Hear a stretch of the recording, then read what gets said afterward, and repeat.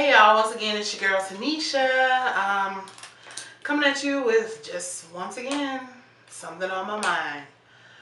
So this time, what's on my mind is how you respond to things. One thing about life, you can't control what people do to you, and sometimes you can't control what goes on. But you can control how you respond to people, how you respond to situations. So, say for instance, you lose your job today. God forbid. But how do you respond to that? Do you get fearful, go home and cry? Those are likely things to happen. And it's okay. Go ahead, take the day off, cry, be upset, be disappointed. However, a few days from now, you need to have solidified a program, a plan of action to acquire new employment or start your own business. Now, one thing about life is when it hits you with issues or circumstances, you just got to deal with them. I'm not saying it's going to be easy to deal with them, but ultimately you have to deal with them. So, how do you respond to people, to places, to things that are negative? I would say number one, you need to just think. Think about what has just happened. I've lost my job. I've lost my whatever it is, my relationship. I've lost my boyfriend, my girlfriend. Think, what just happened? If you need a day to mourn and be upset, do that. But don't stay there. Don't stay in mourning. Don't stay in anger. Move past that. Recognize that was a phase, a chapter, a small part of your life, and that there could very well be something much, much better for you at the end of the situation. Yeah, you lost your job or you've been working for years and years and years. However, what if at this point in time, it's time for you to move from that place where you've been comfortable into a better position that's more tailored to your specialty, your intelligence, your level of expertise, pays you more, but you just got to go out there and search for it. Or you got the divorce, you broke up the relationship, you've broken up with the individual, and of course you're sad, you're hurt, but what if by staying in that depression or that anger or that hurt, you missed out on somebody who, one, treats you better, two, does more for you, three, loves you so much more. So I guess I'm trying to drive home the importance of moving from the place of disappointment, the place of loss, into the place of transition, change, and potential things that could be better. Say you and your good friend fall out. Y'all just are not talking anymore for whatever reason. Maybe it was time for that person to not be a part of your life anymore.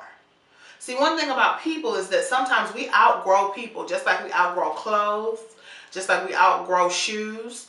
You can outgrow people. You can be having a mindset that's up here. I want to go here. I want to elevate to this level.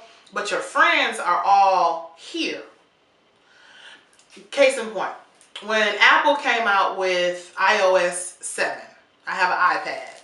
So I wake up that morning and I see that iOS 7 iOS on my iPad needs to be updated. So I click the install, let it update, and go on about my business. It's updated now, the system has changed, the system is new, it has a clean look. So then the next day I open up my iPad and I see in my app center that a whole lot of my apps need to now be updated in order to be compatible with iOS 7.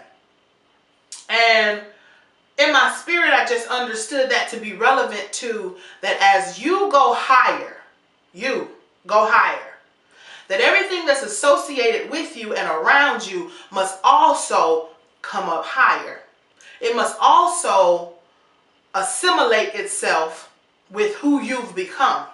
Otherwise, you're not going to be compatible. Otherwise, there's going to be glitches in the system. Otherwise, there's going to be bugs that need to be fixed. Otherwise, there's going to be incompatibility amongst the programs. So I'm speaking metaphorically with reference to the computer situation, but the same thing goes for people. When you start saying, you know what, I'm tired of being broke, I'm going to do something different.